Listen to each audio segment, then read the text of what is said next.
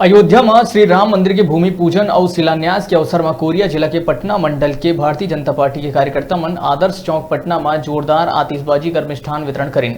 उपस्थित भाजपा कार्यकर्ता मन के द्वारा सबले पहली दीप प्रज्वलित करे गई। इस बाद जोरदार आतिशबाजी कर मिष्ठान वितरण करे गई। साथ में जम के जय श्री राम के नारा लगाए गए। मंडल अध्यक्ष कपिल जायसवाल बताई कि अयोध्या में श्री राम मंदिर बनाए जाही, जिन्हा हम सबों पर बड़ खुशी के बात है।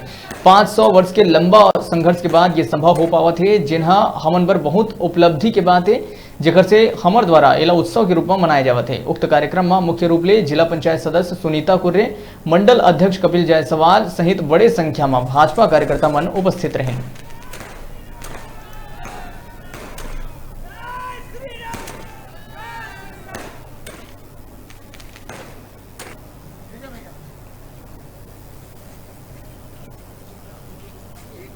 कि अयोध्या में आज राम जन्मभूमि का भूमि पूजन हुआ है।